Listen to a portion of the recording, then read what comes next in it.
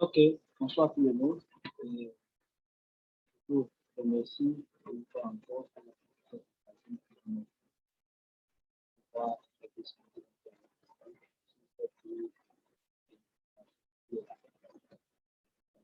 nous allons parler de comment organiser le marché et aussi l'impact et cela, dans cette présentation, je vais prendre beaucoup d'exemples typiquement sur le plan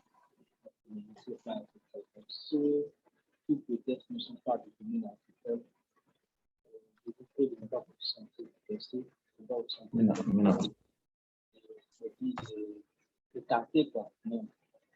C'est parce que le domaine, c'est le champ dans lequel je peux facilement trouver des gens qui vont essayer ce que je vais dire selon les façons. Et que tout le monde avance d'excuses par rapport à ça.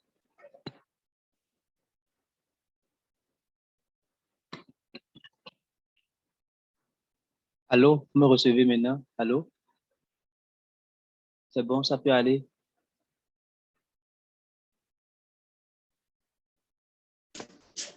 Bonsoir, monsieur. Je crois à mon niveau, ça peut aller. Merci. Ok. Oui, c'est bon, maintenant, ça peut aller. D'accord. Donc, je disais tantôt, au fait, que ce soir, nous allons échanger autour de deux principaux sujets. Le premier sujet, c'est comment organiser une étude de marché. Et le second sujet, c'est comment, en fait, faire une étude d'impact environnemental. Et je disais tantôt également aussi que tous les exemples que je vais prendre ce soir pour pouvoir étayer mes explications seront liés au fait au champ agricole, c'est-à-dire au domaine agricole. Donc, tous ceux qui sont pas le domaine agricole et qui sont avec nous ici aujourd'hui, je vous prie de ne pas vous sentir oublié ou bien de vous sentir, c'est-à-dire déconnecté, quoi. Non, c'est juste parce que c'est le champ dans lequel je me sens au fait plus concerné et c'est plus facile pour moi de trouver des exemples typiques là pour étayer mes explications. Donc, c'est un peu ça. Donc, sans plus tarder, si tout le monde me reçoit très bien, nous allons rapidement aller vers le premier sujet et je vais commencer déjà par partager mon écran pour que vous ayez un peu ce qui est ici. Voilà. Donc, en fait, ce n'est pas en réalité un PowerPoint parce que je n'ai pas pu avoir le temps de samedi à aujourd'hui de préparer un PowerPoint pour ça. Donc, mais j'ai proposé quand même, j'ai voulu juste faire cette présentation-là comme ça pour vous expliquer le sujet. Ici, c'est un document d'un rapport d'étude de marché que j'ai fait pour un client l'année passée. Donc, je vais juste prendre ce rapport-là, parcourir ça pour vous expliquer un peu comment ça se fait. Ça peut aller pour tout le monde. C'est bon?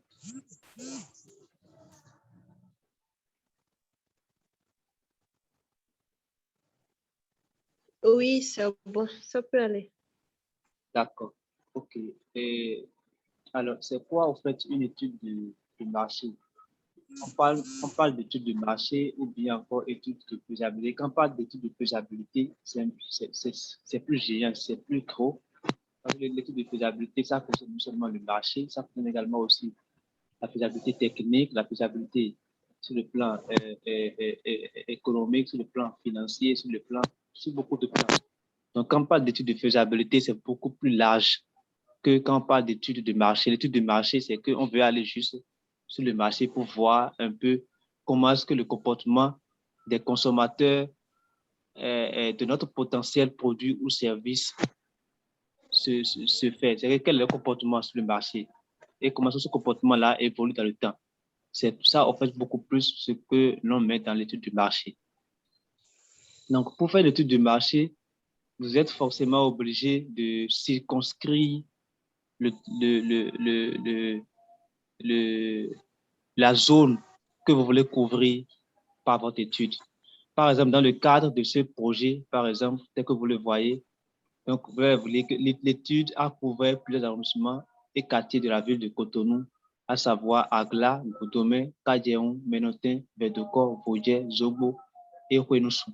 Vous voyez, donc, tout ça, c'est les quartiers de ville et arrondissements de Cotonou que cette étude-là a couvert. Vous voyez, donc, vous devez d'abord, au premier abord, définir la zone là où vous voulez faire votre étude de marché. Et cette zone, elle est, au fait, elle serait, au fait, le potentiel site d'implantation de votre projet.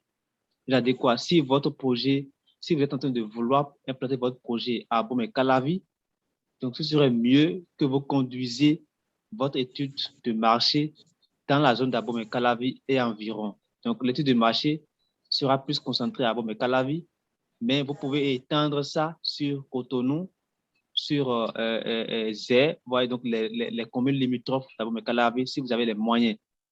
Mais au cas où vous n'avez pas les moyens, vous pouvez juste vous concentrer uniquement sur Abomey-Calavi et cibler maintenant, au fait, la principale cible, c'est-à-dire, excusez-moi un peu la tautologie, vous devrez maintenant cibler les principaux groupes de potentiels consommateurs que votre produit vise. Donc, vous devez cibler ça. Donc, vous allez le voir ici, bon, après avoir défini les zones, on a, bon, ici, c'est parce que c'est un rapport qu'on a en fait mentionné la période à laquelle l'étude a été effectuée. Donc, ensuite, maintenant, on a essayé de situer sur le plan géographique la commune de Cotonou et maintenant de décrire un peu la population de cette commune-là. Donc, c'est une manière également aussi de connaître le milieu, de connaître en fait la population de façon générale à travers toutes les couches, toutes les catégories de personnes et de professions que vous avez dans la population. Donc, faire cette étude-là vous permet également aussi faire cette petite analyse géographique-là et aussi cette analyse du point de vue de population. Ça vous permet déjà d'avoir une idée sur les tranches. Par exemple, maintenant, vous voulez faire un produit, vous voulez mettre un produit sur le marché et ce produit-là est destiné particulièrement peut-être maintenant aux étudiants, par exemple. Donc, vous devez savoir, dans votre étude de marché, vous devez faire ressortir, lors de l'analyse de la zone, vous devez faire ressortir la proportion qu'occupent les étudiants dans la population totale d'Abomey-Calavi pour montrer en fait, réellement en fait, la part de votre marché potentiel dans la population de façon générale. Donc, c'est pour ça que cette partie-là, elle est hyper importante dans l'analyse de votre marché. Donc, vous devez forcément faire ressortir les différentes couches qui constituent votre population et maintenant cibler maintenant principalement les couches qui vous concernent. Maintenant, une fois que vous avez déjà identifié la zone, donc la zone là où vous allez faire votre étude est identifiée, vous avez déjà identifié de façon plus ou moins spécifique les principales couches de personnes, la principale catégorie de personnes que vous voulez atteindre, c'est-à-dire vos cibles prioritaires en fait. Donc, les cibles prioritaires sont déjà identifiées. Vous allez passer maintenant à l'échantillonnage parce que l'étude de marché se base sur des collectes de données que l'on analyse pour pouvoir faire sortir des éléments de réponse, des éléments d'information sur lesquels maintenant vous pouvez baser pour pouvoir faire des prévisions de production pour votre entreprise. C'est un peu ça, en fait, le but d'une étude de marché. Ça permet, en fait, d'avoir des informations sur votre marché potentiel, des informations, que ce soit par rapport à la taille du marché, de ce marché-là, par rapport à sa variation dans le temps, par rapport à sa composition. Donc, toutes les caractéristiques possibles du marché, vous avez toutes ces informations-là. Et ces informations-là vous permettent maintenant, lors de la rédaction de votre plan d'affaires, de pouvoir maintenant faire des prévisions de production envers ce marché-là.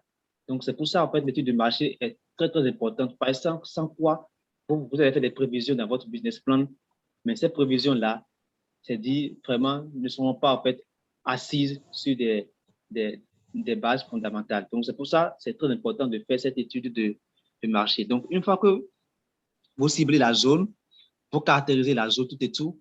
Vous passez maintenant au ciblage maintenant, en fait, des cibles. C'est-à-dire, vous identifiez maintenant les vraies cibles maintenant, en fait, de votre étude.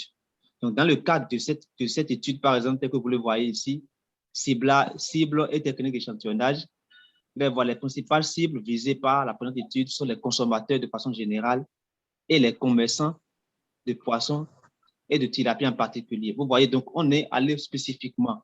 C'est-à-dire quoi? Quand on prend, au fait, la population de Cotonou, la population de Cotonou, en fait, est constituée de beaucoup de personnes, de plusieurs catégories. Sur le plan alimentaire, il y en a qui aiment le poisson, il y en a qui n'aiment pas le poisson. Vous voyez? Donc, nous, notre travail est aller, au fait, préférentiellement vers ces gens-là qui aiment consommer le poisson.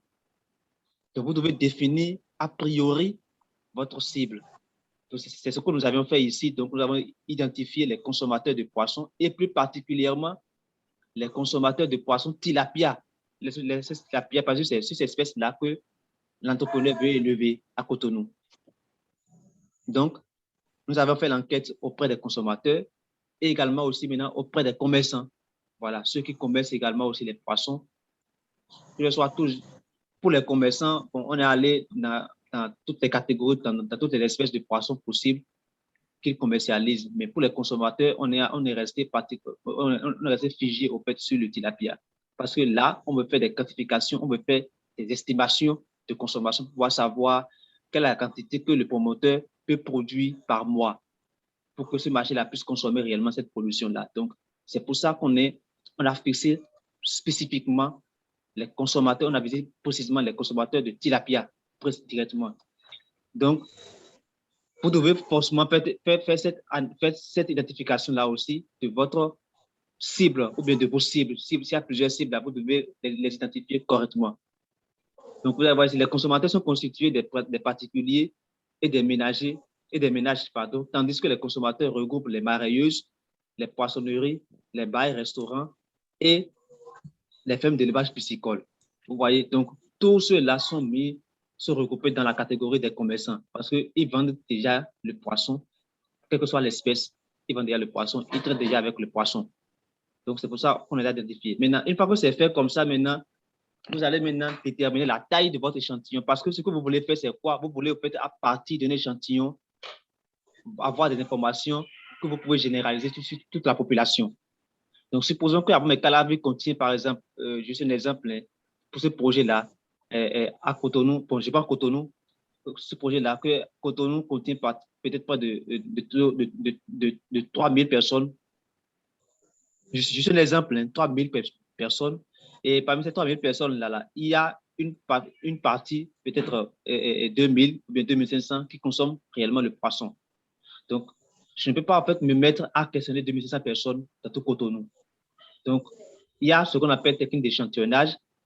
Donc, je fais un échantillonnage pour pouvoir avoir un échantillon représentatif que je vais maintenant questionner, que je vais maintenant en fait, interviewer pour avoir des informations, des résultats, des données que je peux maintenant facilement généraliser sur toute la population, sur toutes les 2 500 personnes qui consomment le poisson dans Cotonou. Donc, c'est ce qui a été fait ici et puis on a déterminé cette taille-là. Et vous allez voir ici, on a enquêté 120 consommateurs et puis 30 commerçants lors de l'enquête. Donc, une étude de marché, ce sont des enquêtes que vous organisez. Donc, en fonction du nombre de cibles que vous identifiez, vous faites maintenant les enquêtes séparément. Voilà. Donc, une fois que la taille de votre échantillon est identifiée, vous passez maintenant à la collecte de données. Donc, la collecte de données, c'est aller sur le terrain.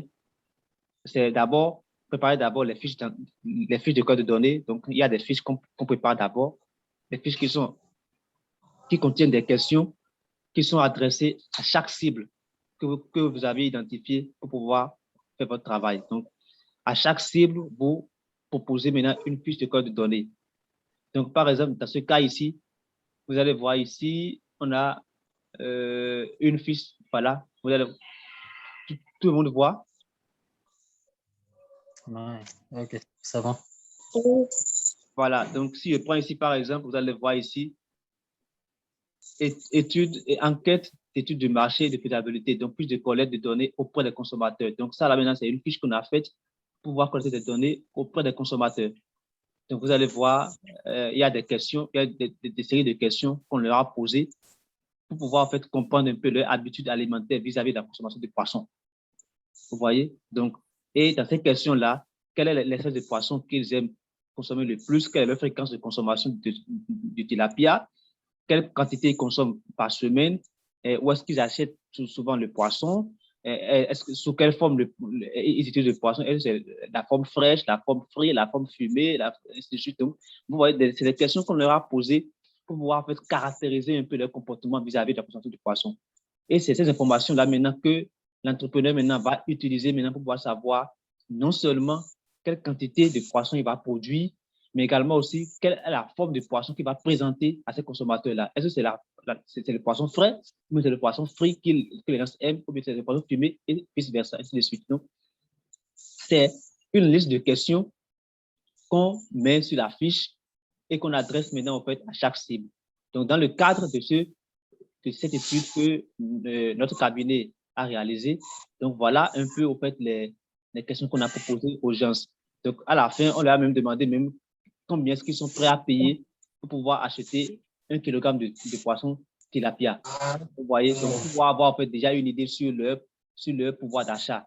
Et tout cela va en fait jouer sur les techniques de production afin de réduire les coûts de production au niveau de l'entreprise qui serait créée. Donc, ce sont autant de questions en fait, qu'on adresse aux cibles que l'on a identifiées. Donc, ça, c'est le questionnaire, par exemple, maintenant, ça, c'est la fiche de collecte de données pour les consommateurs. Il y a aussi la fiche de collecte de données pour les commerçants également aussi, ce que vous le voyez ici.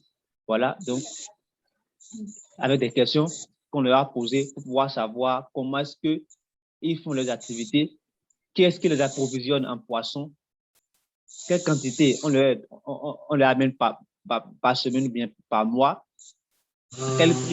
à quel prix on leur livre ça et sous quelle forme on leur livre ça. Vous voyez, donc, ces genre de questions-là qu'on leur a posées. Et à la fin, maintenant, on leur a demandé maintenant, est-ce que si une nouvelle entreprise s'implante à Cotonou pour leur fournir des poissons, est-ce qu'ils sont prêts maintenant pour pouvoir prendre le poisson sur ces entreprises-là? Et si oui, quelle quantité ils pourront prendre à telle fréquence, à une fréquence donnée, par exemple, auprès de cette entreprise-là. Tout cela sont des informations qu'on a collectées sur lesquelles maintenant l'entrepreneur va se baser maintenant pour pouvoir prévenir, pouvoir c'est-à-dire faire des prévisions de production.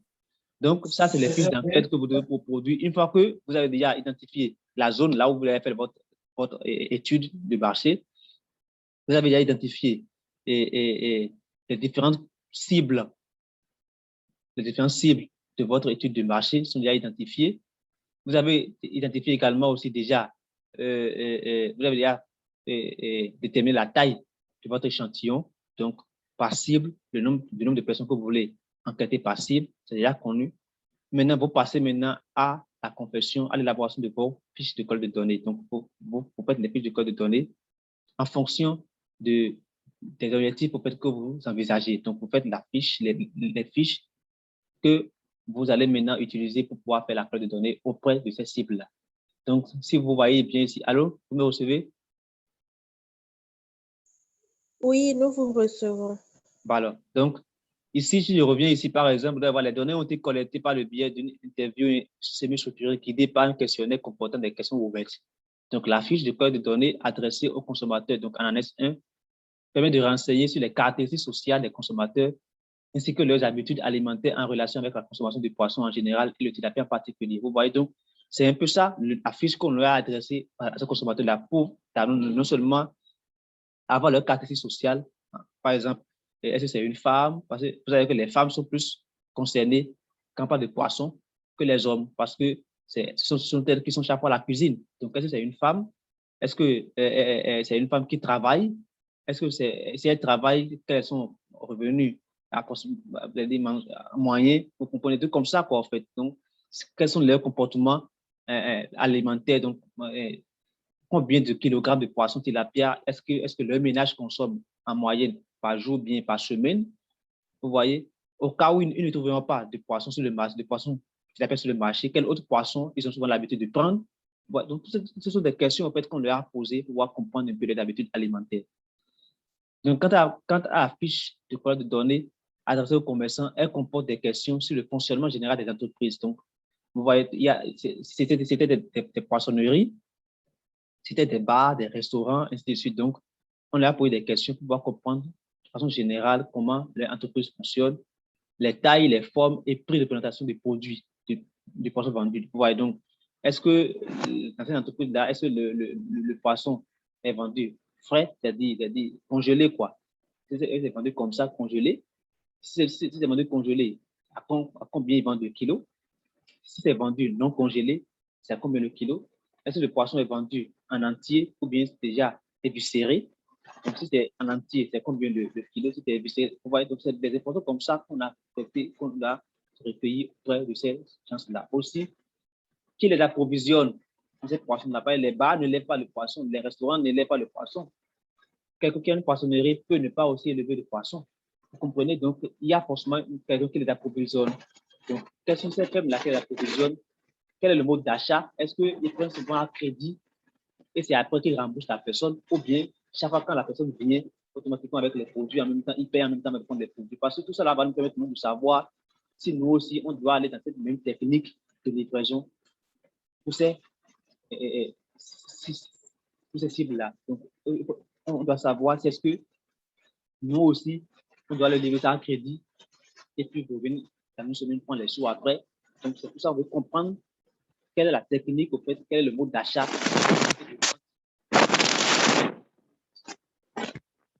et quelles sont les difficultés qu'ils rencontrent dans l'approvisionnement en poisson. Donc, ils vont vous dire, bon, voilà, que parfois que le poisson est rare sur le marché, ou bien parfois le poisson, quand ça finit chez eux, que ça ne vient pas vite, et puis les clients sont en colère. Donc, ils vont vous lister des problèmes, des difficultés qu'ils rencontrent, et ce sont des difficultés-là que nous, on va maintenant essayer de pallier à ça à travers notre entreprise pour pouvoir être le meilleur sur le marché. Donc, c'est pour ça, en fait, que ce travail-là est hyper important. Surtout pour nous qui sommes en agronomie, c'est très important pour nous, hyper important. Parce que nous produisons souvent des produits périssables. Donc, il faut se rassurer de toutes les voies possibles pour pouvoir en fait, réellement facilement commercialiser notre produit une fois que c'est prêt. Donc, une fois que vous connaissez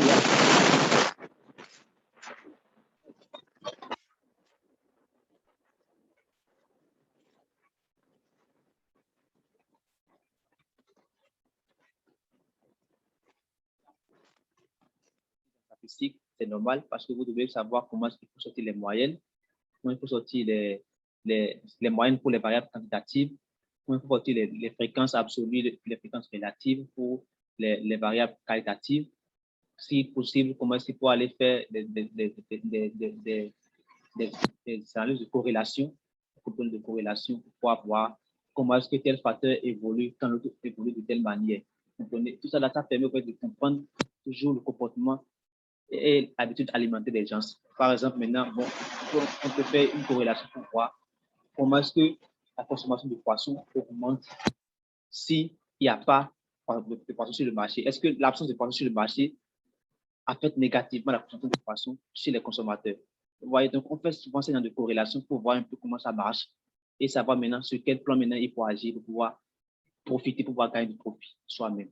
Donc ici, une fois que vous avez fini de collecter les données, vous revenez maintenant pour dépouiller les fiches, faire tout ce qui est analyse statistique qu'il faut faire. Si vous n'êtes pas expert du domaine, il y a des gens qui maîtrisent réellement les logiciels statistiques, donc vous pouvez leur faire appel pour vous aider à analyser les données, tout et tout.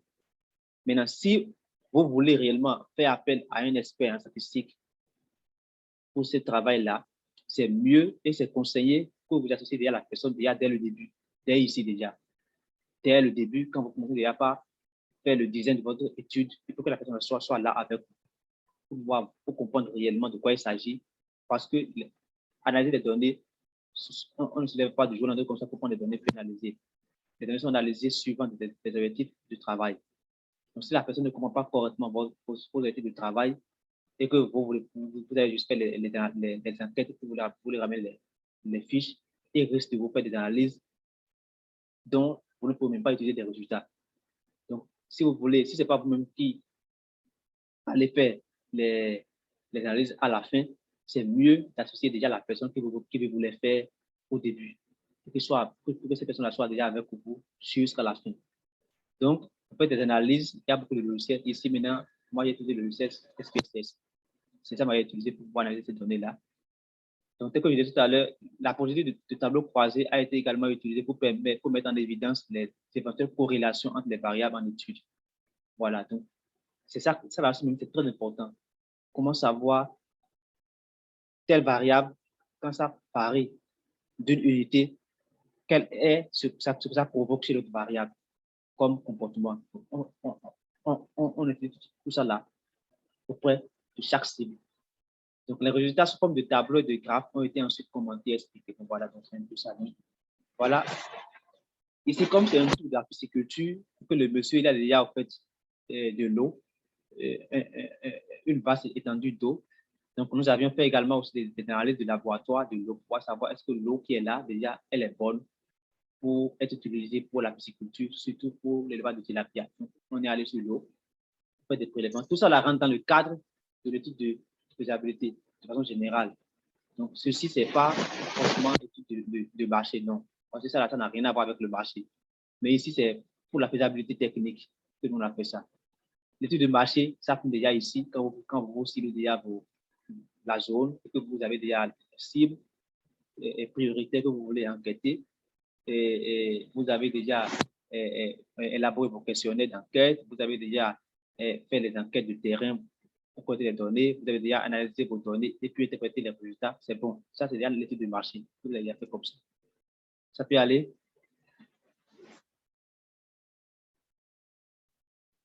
Allô? Oui, allô, ça va. OK, voilà. Donc, je vais rapidement passer cette partie-là. Ce que je voulais dire, ce n'est pas dans l'étude de marché. Mais quand on parle, si on parlerait peut-être de l'étude de faisabilité, oui, ça peut être inclus dans l'étude de faisabilité. Donc, vous allez voir, je vais parcourir rapidement un peu les résultats, vous allez voir les résultats qui ont été obtenus et aussi comment présenter les résultats. Donc, vous allez voir ici les caractéristiques sociales des consommateurs. Voilà, donc on a caractérisé les consommateurs qui sont constitués de, voilà, on a enquêté plus de femmes, vous voyez, plus de femmes que d'hommes. Voilà, et ces femmes-là sont en majorité des mères de ménage. Ainsi de suite. Donc, on a catégorisé au fait les consommateurs. Et ensuite, maintenant, on a fait voilà, l'étude économique et habitudes alimentaires des consommateurs vis-à-vis du poisson. Voilà, on a fait ça avec des graphes à l'appui pour voir dans chaque quartier, là, on a fait les enquêtes, quelle est l'espèce de poisson la plus consommée par les gens. Vous allez voir ici que tilapia est en rouge, donc c'est tilapia qui est la plus consommée par les consommateurs dans ces arrondissements-là qu'on a enquêté. Vous voyez, donc cela nous donne déjà une idée que bon, le poisson tilapia est réellement plus consommé que les autres poissons dans ces zones-là, là où on a fait les enquêtes. Donc, c'est des trucs comme ça, vous voyez, des informations comme ça. Par exemple, ici maintenant, quelle est la taille de poisson que les gens aiment consommer? Il y a des gens qui aiment souvent consommer juste du poisson. Les protéines là, de 100 grammes, de 150 grammes maximum, il y a des gens qui aiment ça. Il y a des gens qui aiment les poissons de 300 grammes, les poissons de 500 grammes, et même des poissons même bien gros là, les bien gros. Donc, il faut savoir là où se situe la majorité. Donc, vous allez voir ici que la majorité des enquêtés au fait aiment les poissons dont le poids se situe entre 150 et 300 grammes.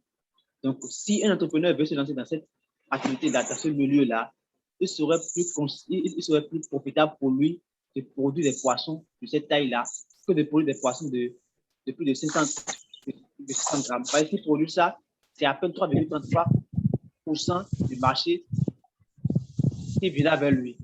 Vous voyez, donc c'est pourquoi cette étude-là, elle est hyper importante pour pouvoir savoir en fait là où on veut aller et comment on va y parvenir. Donc, je vais rapidement parcourir les résultats rapidement. Je ne vais pas tout présenter, mais vous-même, vous voyez déjà un peu ce que ça donne déjà comme résultat.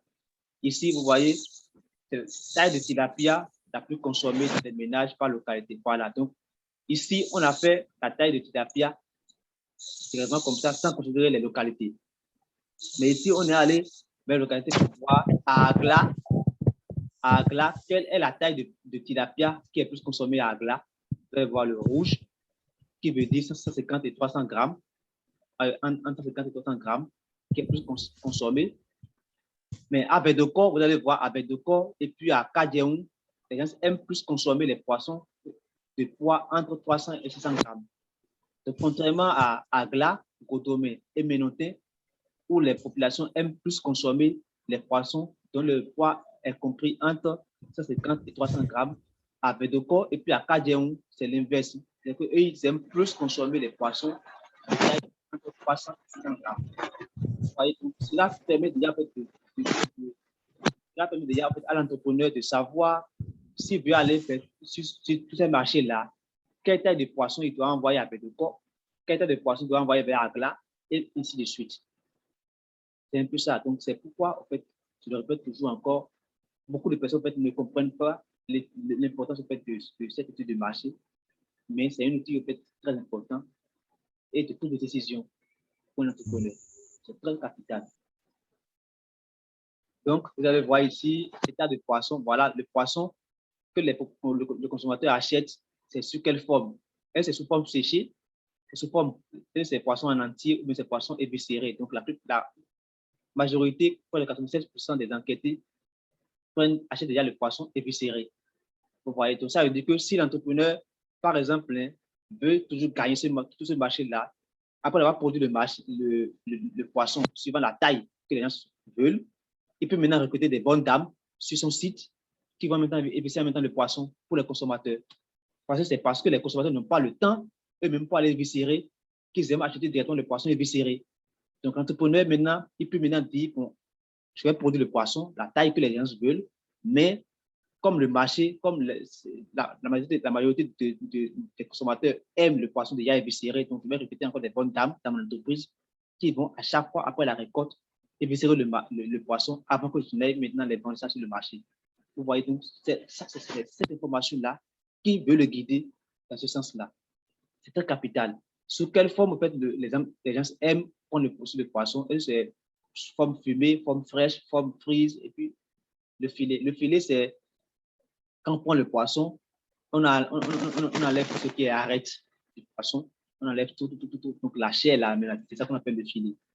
Donc, vous voyez, donc la forme, le mode de transformation du poisson, pas la donc, ça a été fait comme ça jusqu'à la fin pour pouvoir faire catégoriser les consommateurs. La commercialisation, maintenant, on le veut maintenant chez les commerçants. Voilà, on a vu maintenant que bon, voilà, la plupart des commerçants commercialisent à la fois le poisson de primaire et le tilapia. La majorité, commercialisent à la fois les deux. C'est ça. Le poisson de mer et le tilapia. Là aussi, le poisson le plus demandé par les clients. Donc, on leur a demandé, mais quel est poisson que vous commercialisez, quelle est l'espèce que les clients demandent le plus? C'est le tilapia demande de plus, c'est 64%. C'est ça que les clients demandent de plus, ce qui corrobore un peu ce que nous-mêmes, on a déjà eu comme résultat auprès des consommateurs eux-mêmes là-bas, qui ont montré que les gens plus consommer le tilapia. Vous voyez ici, donc,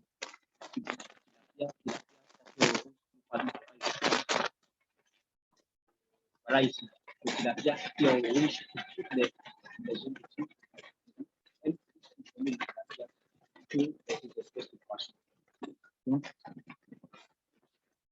ça a été consommé ici auprès des commerçants également aussi. Voilà. Donc, voilà un peu au fait comment se présente les résultats. Voilà. Aussi, quel est le coût d'achat des poissons en général sur une poisson pendant les périodes de fête dans les périodes de forte consommation. De forte consommation et donc de carton, le gramme de la pierre Paris, 1 litre. C'est une innovation que pense le terrain pour savoir comment la soit les fournisseurs de poissons. Voilà, plus de poissons qui fait cette entreprise-là, Voilà, on a l'entreprise CTPA, on a la ferme piscicole du maire Georges Bada, on a la ferme d'élevage de la Fondation Tonon, on a le port de Cotonou. Vous voyez, donc il y a plusieurs, ils ont listé en fait plusieurs entreprises qui leur fournissent déjà en fait les trucs là, le tilapia. Donc c'est un peu ça, tout ce qui est information par rapport au coût, à combien ils vendent le kilogramme, on a tout récolté. Donc c'est un peu en fait ça l'essence au fait même de l'étude de faisabilité. Vous voyez vous-même maintenant les informations qui sont ici, combien en fait ça peut être en fait vital et utile pour l'entrepreneur. Quelqu'un qui veut se lancer dans l'élevage de poissons, tilapia à Cotonou, vous-même vous pouvez déjà imaginer combien ces informations-là qui sont ici dans ce rapport-là peuvent lui être utiles. Donc c'est de là que l'étude de marché, elle est hyper importante. Elle est hyper importante. Donc voilà, c'est en bref ce que je veux vous dire par rapport à l'étude de marché. Voilà, donc voilà le poisson tilapia, voilà, qui est là, qui se vend sur le marché, c'est ça. Donc voilà un peu ce qui a été, ce qu'on peut dire par rapport à l'étude de faisabilité. Donc, si vous avez des questions par rapport à la méthodologie, c'est ça qui nous a réunis ce soir, la méthodologie. Voilà, ici, c'est voilà les objectifs au fait, qui ont conduit à ce travail-là. J'avais oublié au départ de parler de ça. Donc, l'objectif principal de la présente étude est de regrouper les informations et données nécessaires pour une bonne analyse de la faisabilité du projet ainsi que les stratégies idoines à développer lors de sa mise en œuvre. Donc, de façon spécifique, il est question d'étudier le comportement et l'habitude alimentaire des populations d'Agla et environ vis-à-vis du poisson tilapia, analyser l'adéquation de l'eau. Bon, ça là, donc, voilà, l'adéquation de l'eau par rapport l'eau qu'il y a sur le site, par rapport au projet, déterminer les préférences des divers groupes de consommateurs, voilà, les préférences, donc, quelles sont les espèces qu'ils aiment, et la qualité de poisson qu'ils aiment, ainsi que le prix d'achat de ces poissons-là. Étudier la politique de distribution et de commercialisation de poissons de tilapia dans la zone et établir un début de partenariat entre les entreprises de distribution et de commercialisation de tilapia situées dans la zone d'études. Ça, c'est très important parce que tout à l'heure, je vous ai dit tout à l'heure que lorsqu'on était en train de questionner les consommateurs, non seulement on leur a posé des questions, je crois que ça va être ici, consommateurs, voilà, non, commerçants, pardon, voilà. Vous allez voir qu'on leur a demandé également aussi des questions sur si une entreprise vient dans la zone pour s'installer, combien, quelle quantité de poissons ils peuvent prendre par semaine chez cette entreprise-là. Vous voyez, et à quelle fréquence ils vont le prendre, à quel prix, vous voyez. Et ça, là, c'est des échanges qu'on fait déjà avec le potentiel au fait, client qui constitue le commerçant. Et c'est déjà un début de partenariat qu'on est déjà en train de créer parce qu'on laisse ses contacts, on s'échange les contacts et on continue les échanges après. Une fois que l'entreprise est créée, maintenant, on ne peut même pas les appeler pour dire, bon, tiens, voilà, telle entreprise est déjà en marche, voilà, si les produits sont déjà là, et puis ainsi de suite. Donc, c'est très important, en fait, de connaître ce genre d'études-là. Surtout, je le précise toujours encore, pour nous qui sommes en agronomie et qui produisons du moins des produits périssables.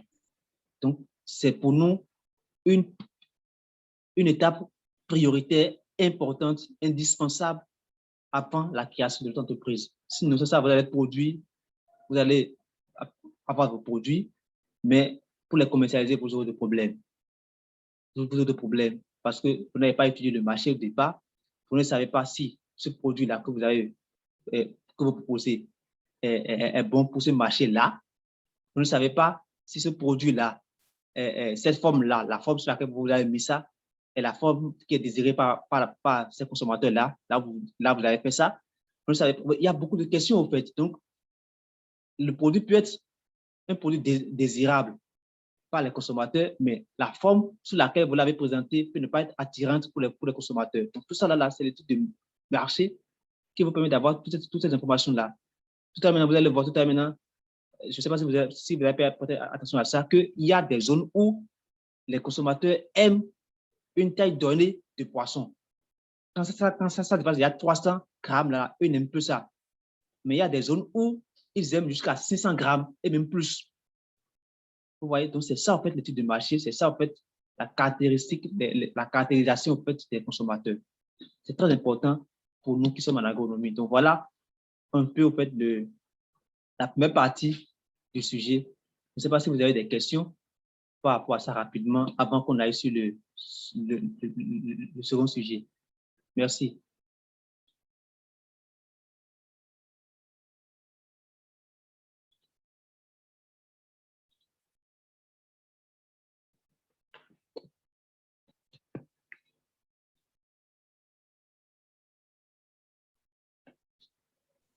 Allô?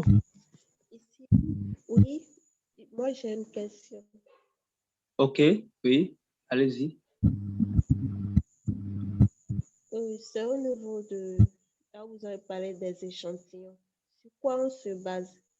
Par exemple, sur la fiche que dans le rapport, il a 150, dans 120 et 30 échantillons. Oui. Donc, sur quoi est-ce qu'on se base pour sélectionner le nombre de personnes qui constituent l'échantillon? Voilà. OK, tout à l'heure, en fait, je l'ai expliqué. Tout à l'heure. S'il vous plaît, il y a quelqu'un qui a son micro qui est allumé. Est-ce qu'il peut éteindre son micro, s'il vous plaît? Allô? Allô?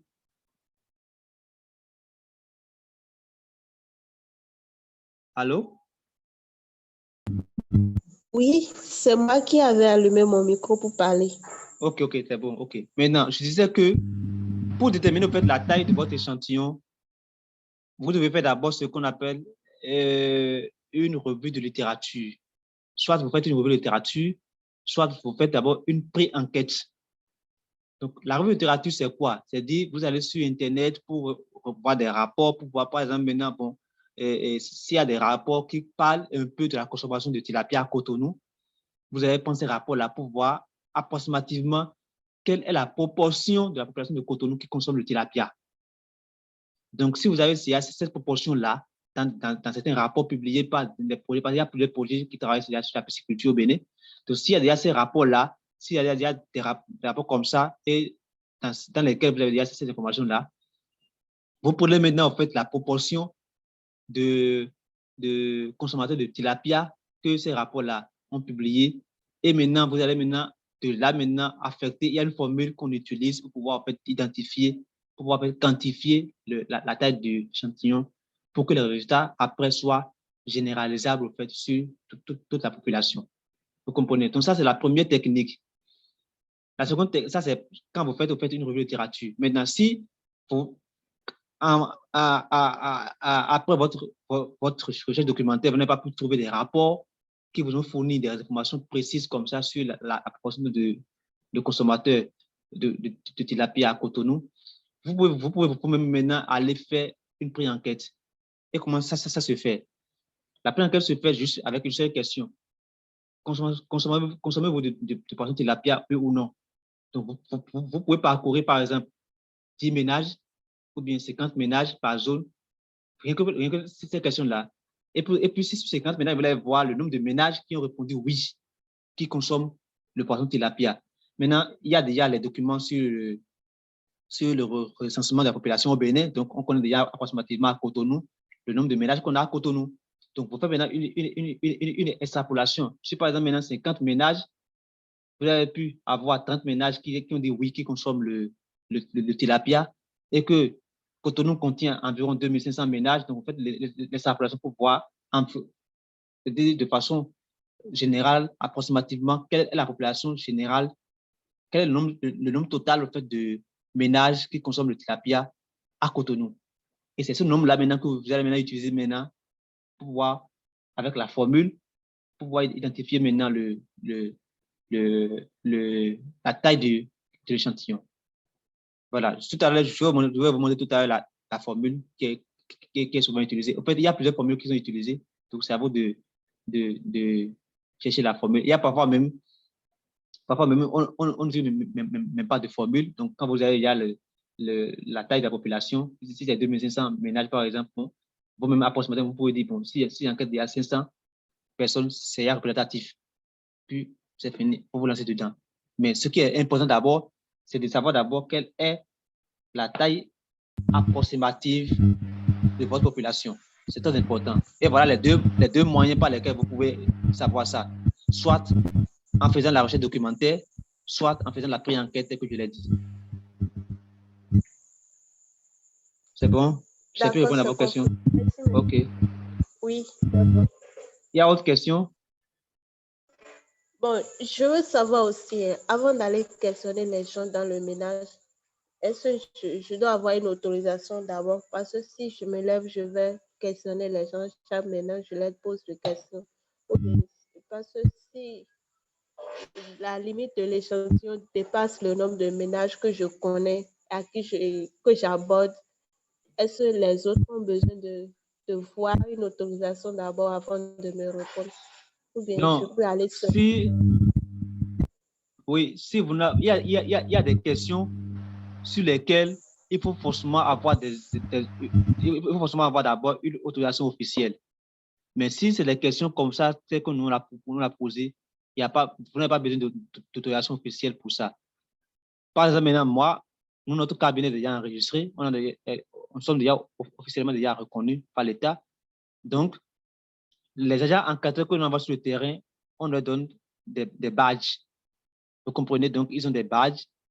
Et sur les badges, il y a notre logo, tout, qui montre que, bon, voilà, celui-ci est agent enquêteur qui a été assigné sur tel projet. Et quand l'agent enquêteur lui-même va dans le ménage, il explique d'abord au répondant l'objectif du travail. Pourquoi est-ce qu'il est venu pour prendre ces données-là? Il lui explique ça d'abord et avoir d'abord son avis. Est-ce que vous êtes prêt ou bien prête à collaborer avec nous pour que ce projet-là puisse évoluer? Et la personne dit oui ou bien non. Si la personne dit non, mais vous ne pouvez pas insister. Vous vous levez simplement et vous continuez votre chemin. C'est tout. Même parfois, même pour des enquêtes même d'État, on va même dans les ménages et puis les gens refusent. Ils disent non, qu'ils n'ont pas le temps. Donc, vous ne pouvez pas les forcer. Donc, quand vous partez,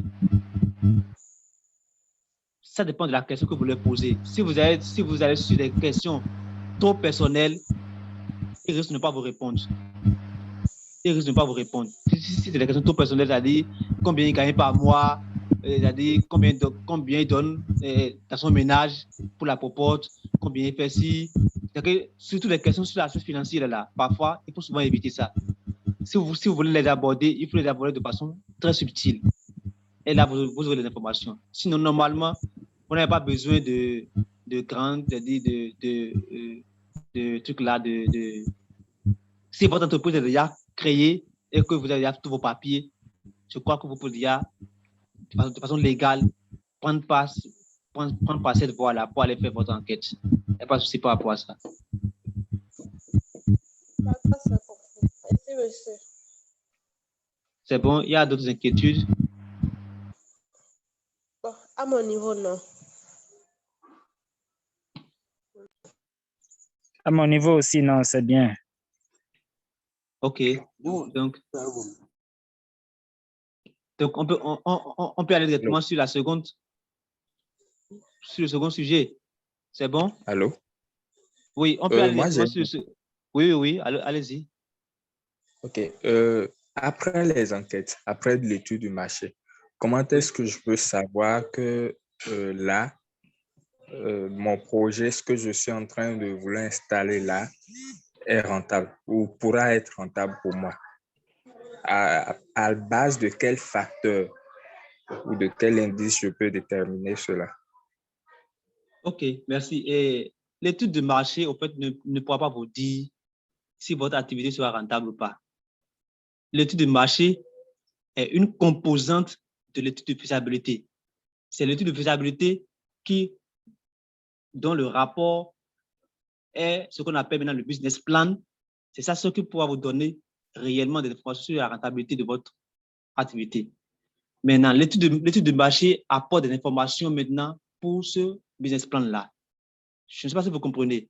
Donc, vous ne pouvez pas faire uniquement l'étude de marché seul et déduire si votre entreprise sera rentable, si votre activité soit rentable ou pas. Non, vous ne pouvez pas déjà déduire ça directement des résultats d'études de marché. Mais l'étude de marché va vous fournir des informations sur lesquelles vous pouvez vous baser pour faire des analyses et des prévisions pour savoir est-ce que ça va marcher ou pas, est-ce que ce soit rentable ou pas.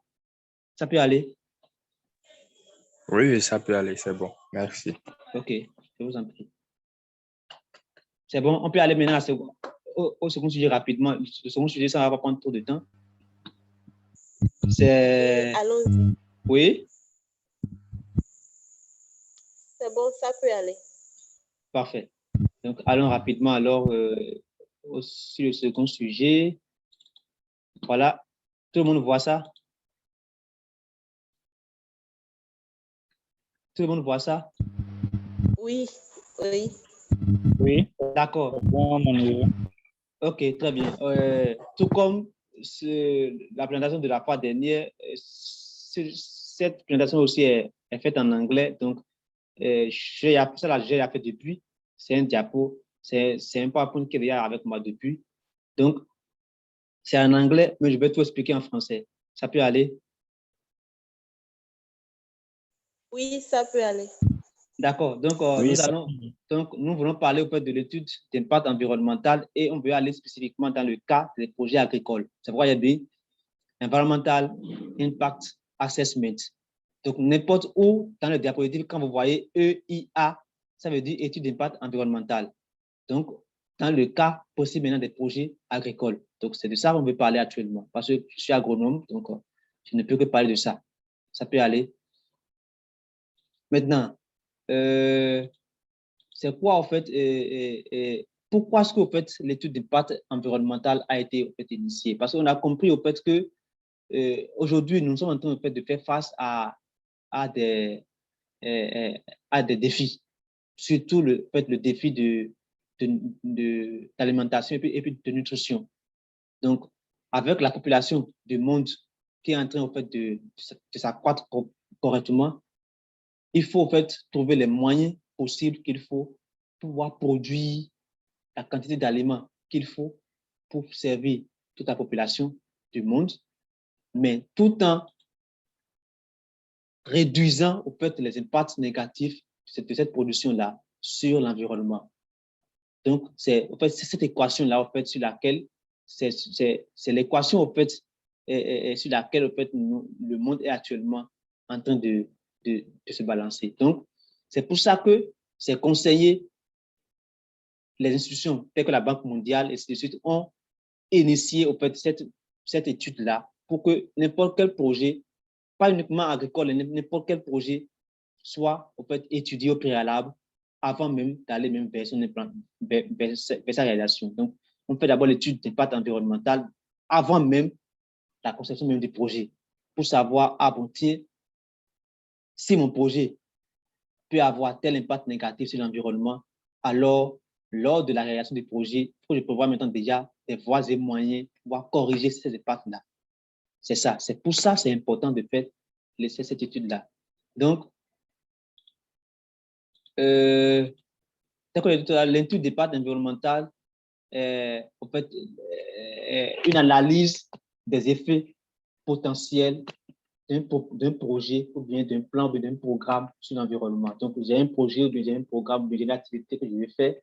Donc, j'analyse déjà au fait avant.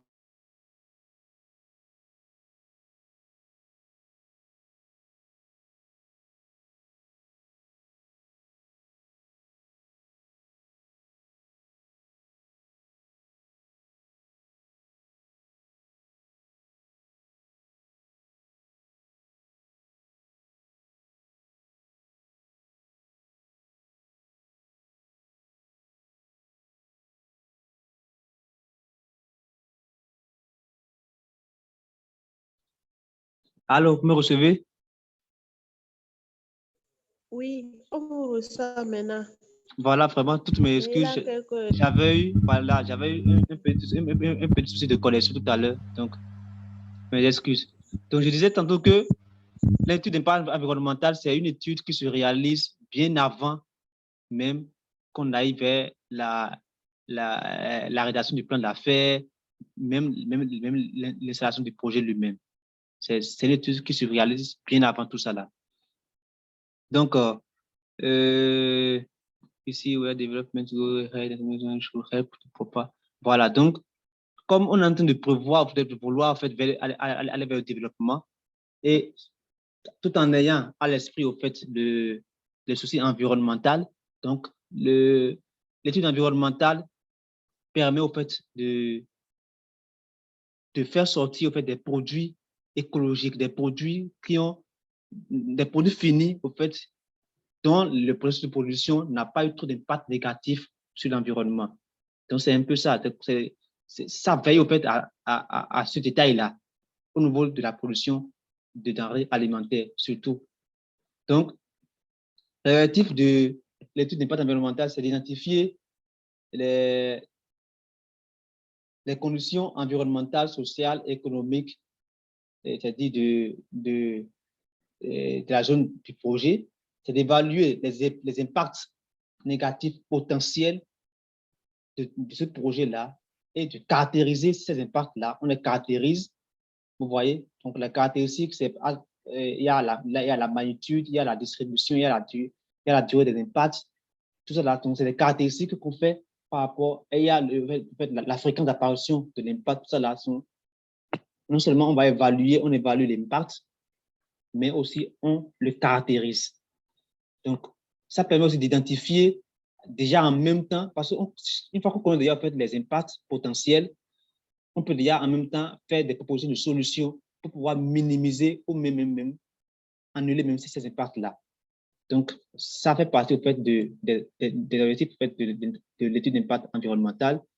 Ça permet aussi d'évaluer les bons projets parce que le projet peut être rentable techniquement parlant, financièrement parlant, mais sur le plan environnemental, si ce n'est pas faisable, ce n'est pas la peine.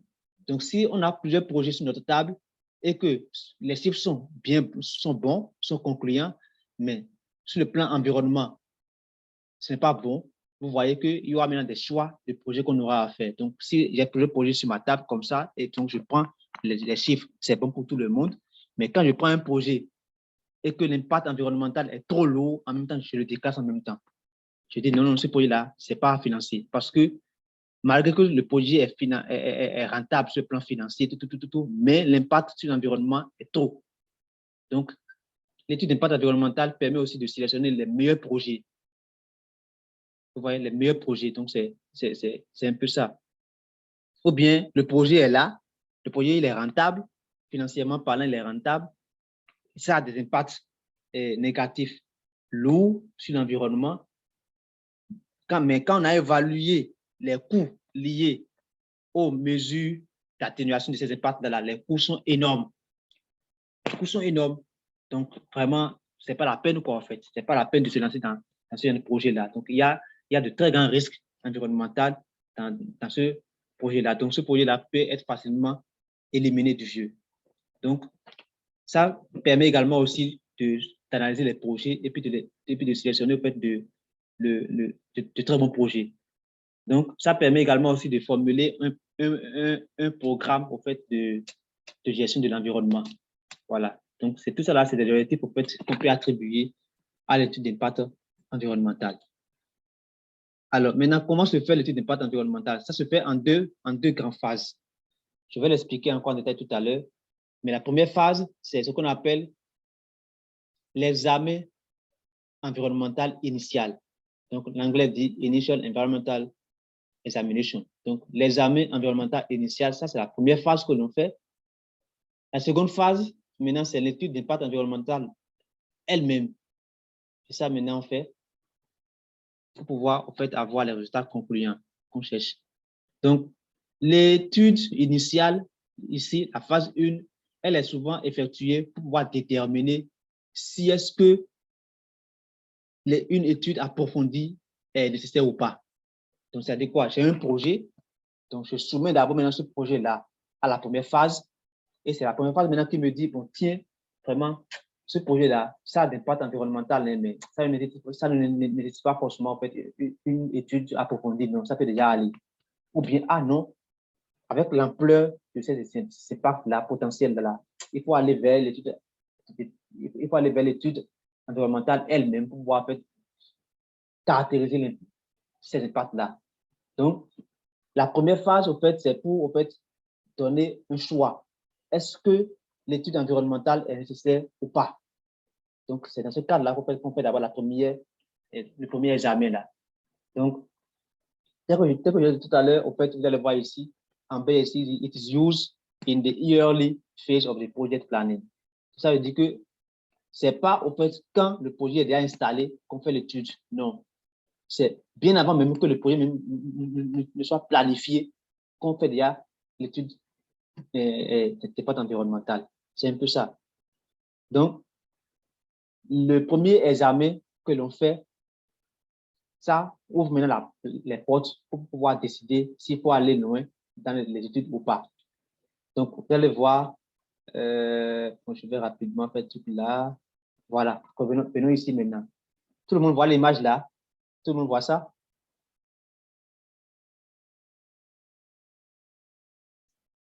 Allô? Oui.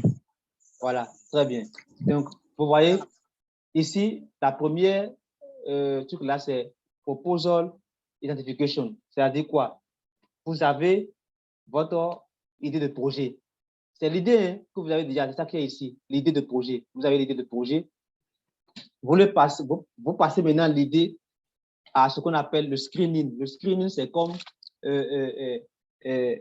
une analyse de l'idée. Vous voyez, le screening, c'est un processus au fait qui permet de scanner votre projet. C'est comme un truc de scannage. De scanner le projet pour déterminer si est-ce qu'il faut au fait aller vers une étude, si est-ce qu'une étude d'impact environnemental est requise ou pas. Ou bien il faut juste faire au fait une étude, un examen environnemental initial, c'est pour même s'arrêter là. Donc vous allez voir que au niveau de screening là, il y a les 3 barres là ici. Donc il y a ici la première barre qui est venue vers Initial Environmental Examination qui est là. Maintenant, quand on fait ceci maintenant, soit la décision c'est qu'il n'y a pas d'étude d'impact environnemental à exécuter, c'est ça qui est no. Environmental Impact Assessment, c'est ça qui est là, c'est qu'il n'y a pas d'étude à faire, soit c'est que la conclusion c'est qu'il y a d'études à faire. Donc, c'est l'un ou l'autre au fait. Donc, quand on fait cette étude initiale ici, la décision, on a 2 choix. Donc, soit c'est qu'on dit, bon, l'idée là, bon, elle est bonne, bon, elle ne nécessite pas forcément d'aller vers une étude approfondie. Non, donc on peut continuer simplement comme ça. Soit on peut dire, ah, non, tiens, avec ces effets potentiels là qu'on a identifiés, il faut aller faire une étude approfondie pour voir réellement à quel degré ces impacts-là peuvent en fait, être nuisibles pour l'environnement. Donc, c'est ça, c'est ici, on vient maintenant ici. Maintenant, une fois que c'est décidé pour aller faire l'étude environnementale, on passe maintenant à ce qu'on appelle, pas maintenant ce qu'on appelle le scoping. Il y a le scoping, il y a impact analysis, il y a maintenant mitigation and impact management, il y a le rapport, il y a le revue du rapport. Donc, toutes ces étapes-là, en fait, se font en collaboration avec le public, c'est-à-dire la zone là où vous voulez faire votre projet, le public, la population qui est là est impliquée et activement dedans. Parce que ce sont ces gens-là qui vont dire, bon, ah tiens, cette procédure-là que vous de faire là, cette technique-là que vous voulez utiliser ici pour produire chez nous là, vraiment, ça va nous nuire, ça va nous créer des problèmes. C'est eux qui sont les principaux acteurs, c'est eux qui sont les principaux concernés. Quand pas d'impact là, c'est eux. Quand l'environnement est détruit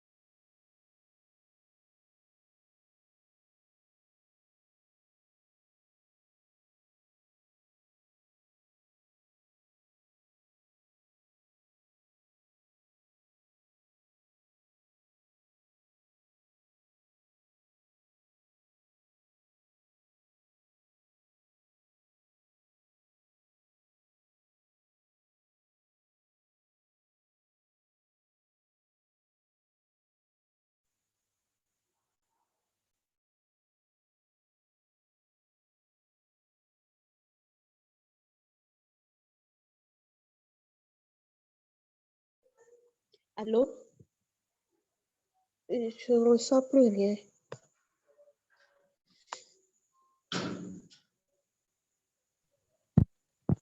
Je pense que c'est un problème de connexion au niveau de l'hôtel. Ok.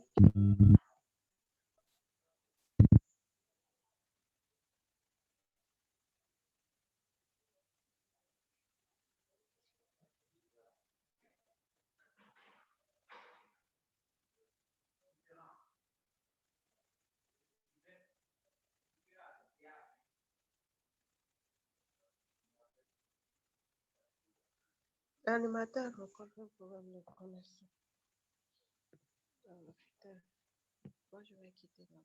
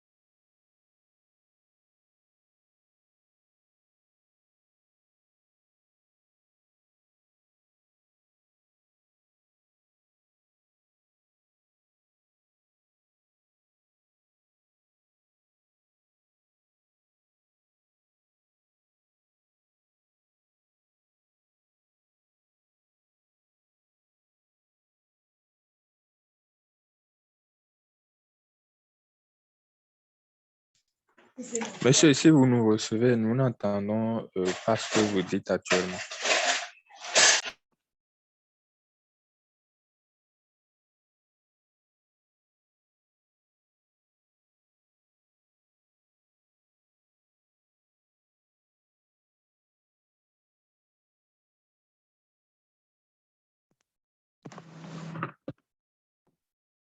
Allô?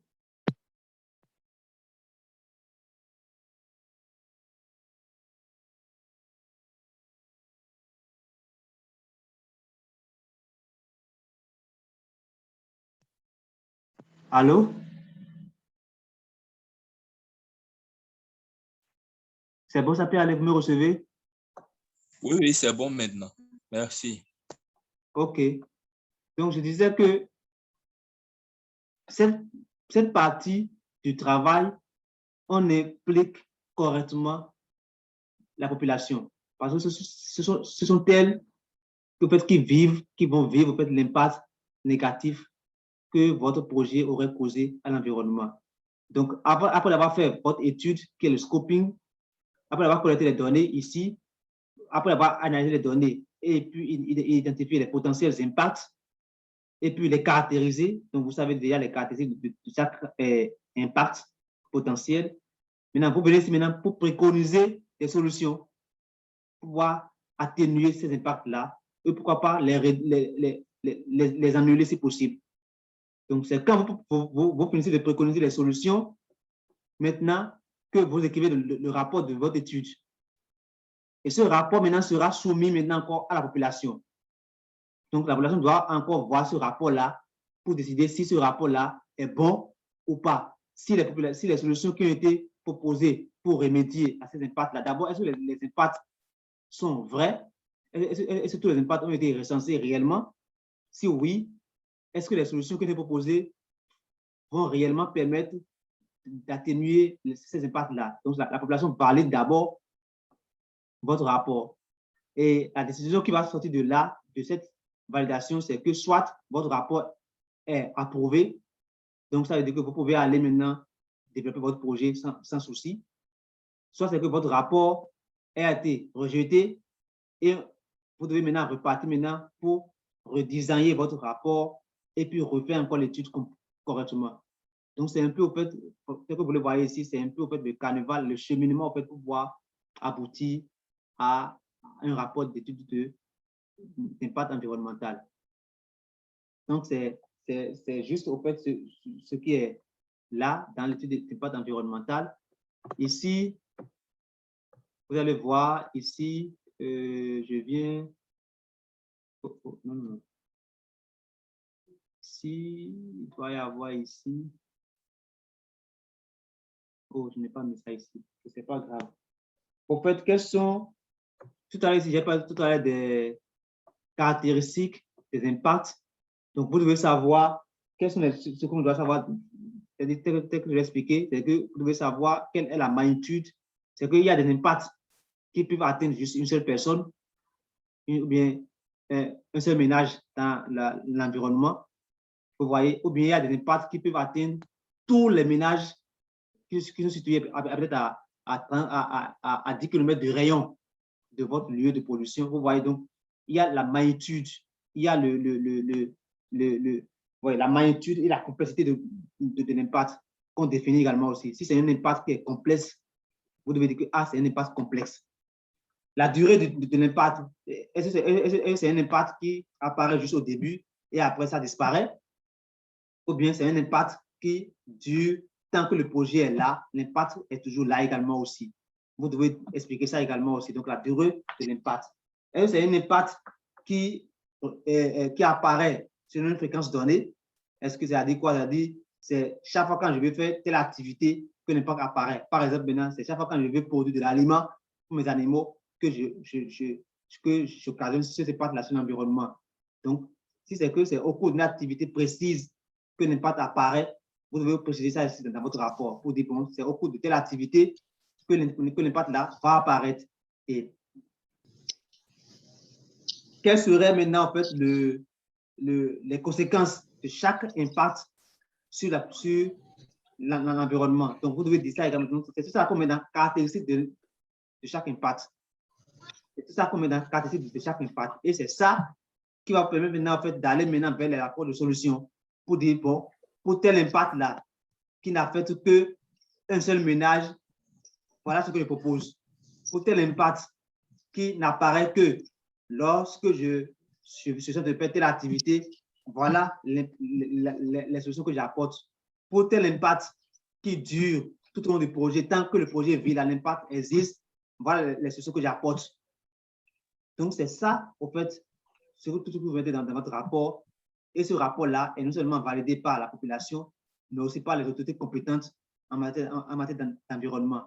Donc, comme nous sommes ici au Bénin, les autorités compétentes pour ça, c'est le ministère du cadre de vie et ces structures décentralisées, comme par exemple l'ABE, donc l'Agence béninoise pour l'environnement, donc qui est spécialisée dans ces études-là. Donc, si vous faites votre étude d'impact environnemental, une fois que la population l'a validée, il faut que les institutions d'État aussi la valident d'abord, votre rapport, avant maintenant que vous ne passiez maintenant à l'exécution de votre projet. Sinon, parfois, quand vous escaladez ces étapes-là et que vous allez faire les bails de fonds, il vous renvoie encore en arrière pour dire allez faire d'abord cette étude-là pour avoir les accords et des populations autochtones et aussi maintenant de votre gouvernement à travers, par exemple, l'ABE, avant maintenant de soumettre votre projet pour financement. C'est un peu ça. Donc, c'est un peu ce qu'on peut dire, ce que je peux dire par rapport à l'étude d'impact environnemental. Je ne sais pas si vous avez des questions rapidement par rapport à ça.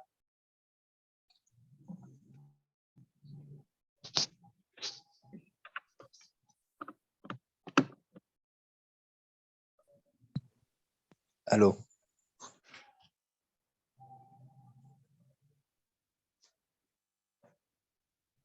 Alors, moi, j'ai une question de mon côté.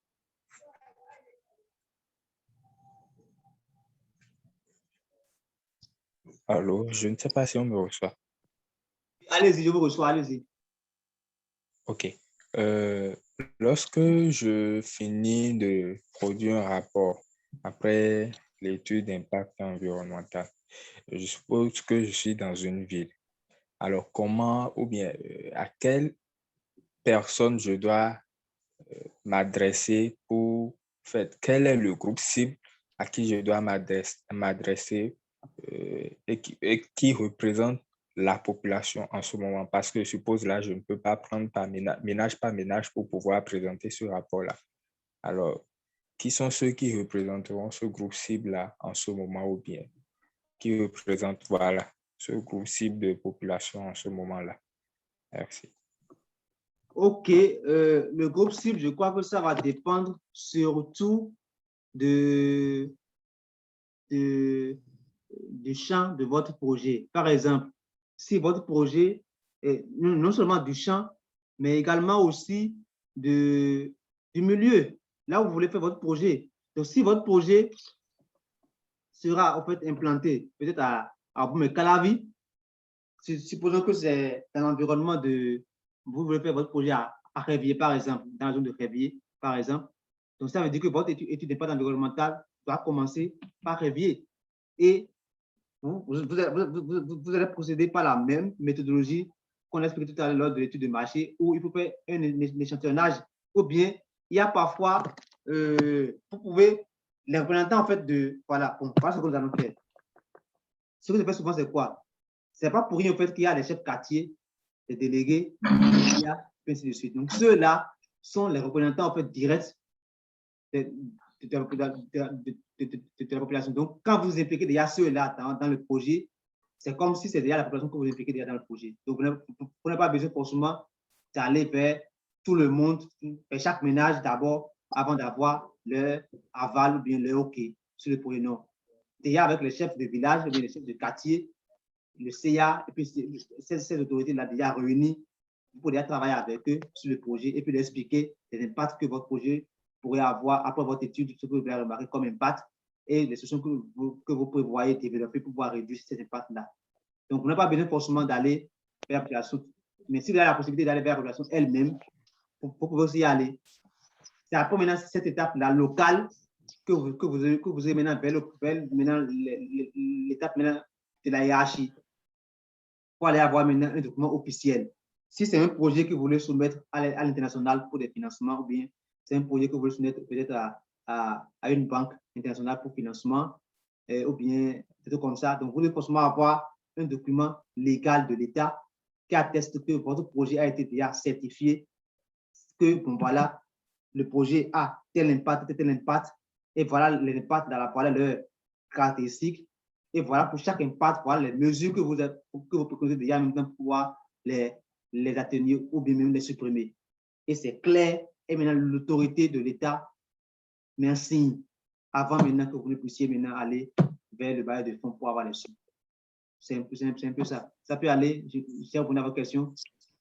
Oui, c'est bon. Merci. Je vous en prie. Okay. Merci beaucoup, monsieur, pour votre présentation. C'est très intéressant.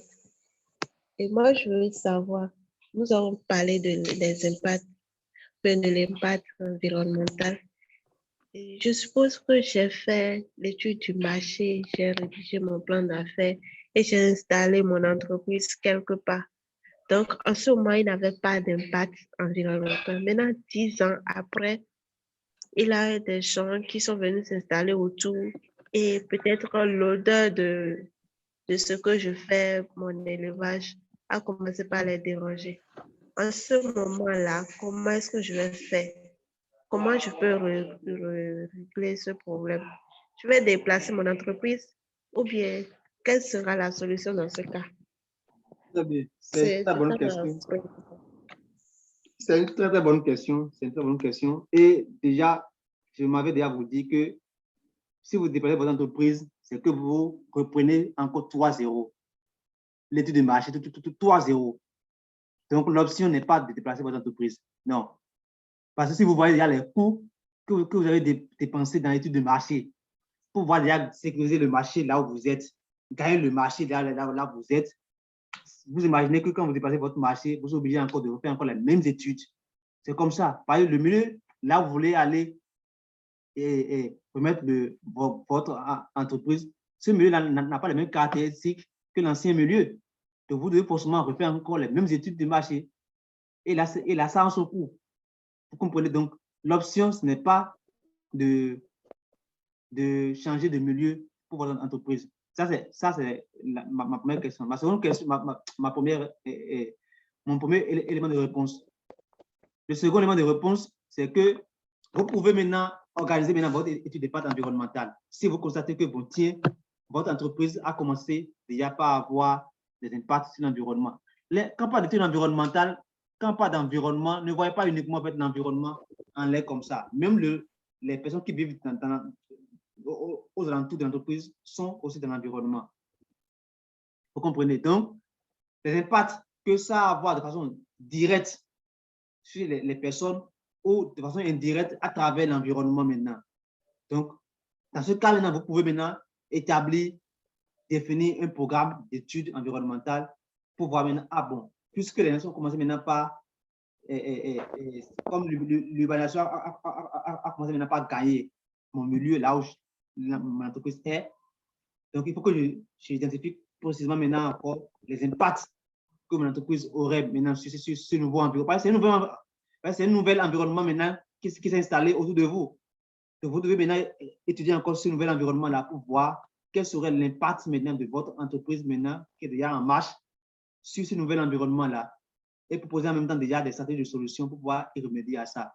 Mais déplacer du moins sur votre entreprise de là pour un endroit n'est pas l'idéal. C'est bon, ça peut aller?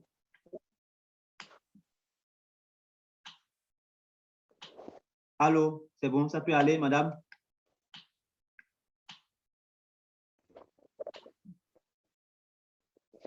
Allô? Oui, c'est bon, j'ai compris. D'accord, ok. Est-ce qu'il y a autre question? L'heure est déjà partie. On devait finir à 21h30. Il est à 37. Nous n'avons pas commencé à 20h00 aussi. Sinon, j'avais une autre préoccupation. Allez-y, rapidement. OK. Et nous avons appris sur la rédaction du plan d'affaires, de l'étude du marché, de l'impact environnemental. Maintenant, tout ça, c'est pour pouvoir mettre son entreprise dans de bonnes conditions et surtout, parlant du plan d'affaires, de recevoir de l'aide financière. C'est ça, non, si je ne me trompe pas. Oui, le plan d'affaires joue plusieurs rôles. OK. Le premier rôle que ça joue, c'est que ça vous guide, ça vous oriente dans l'exécution de l'activité de votre entreprise. Ça, c'est un. Ça joue un rôle de guide. De deux, maintenant, ça joue maintenant un rôle également aussi de mobilisation de ressources. Ça vous permet de mobiliser les ressources. Quand vous avez chez quelqu'un pour dire, bon, voilà, je vais faire une entreprise à la bouche, hein, je vais créer un business, le coût là, c'est tel montant, vraiment ça marche, hein, ça donne ici, à la bouche. C'est pas plus convaincant que si vous partez déjà avec un plan d'affaires déjà écrit sur papier. Et les chiffres sont bien parlants, donc ça convainc plus les gens que le parler. Donc, le premier rôle du plan d'affaires, c'est d'abord vous guider vous-même d'abord, en tant qu'entrepreneur, ça vous guide d'abord, parce que quand vous avez votre idée, c'est en rédigeant le plan d'affaires que vous maîtrisez tous les contours de votre idée. Même parfois, même quand vous êtes en train de rédiger le plan d'affaires, il y a des notions que vous découvrez encore et que vous intégrez encore dans votre plan d'affaires pour améliorer toujours encore vos services et puis la qualité de votre bien. Donc, ça vous guide, ça vous rend encore plus performant. Maintenant, ça joue aussi le rôle de mobilisation de ressources. Donc, si vous voulez aller vers une banque, ou bien vers une institution, ou bien vers un parent pour avoir des prêts ou bien pour avoir des aides financières, ça va vous faciliter un peu au fait de la tâche. Ça montre réellement le sérieux que vous avez déjà, le sérieux que vous avez au fait pour l'activité, pour votre idée, quoi. Votre sérieux, votre motivation, votre engagement. Voilà. Donc, c'est un peu ça. Madame, ça peut aller?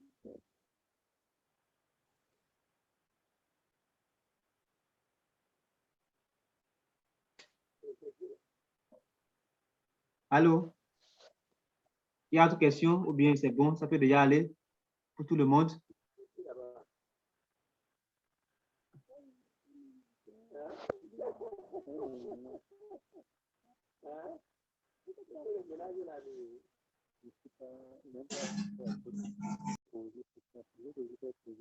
Allô? Ça peut aller pour tout le monde? À mon niveau, ça peut aller. Je crois qu'il y a un certain Dossou qui lève la main. Je ne sais pas. Ok, monsieur Dessous, vous avez une question? Non, monsieur, c'est bon à mon niveau, c'est bon. C'est bon. D'accord. Ok, donc s'il n'y a plus de questions, je crois qu'on peut suspendre la séance, n'est-ce pas?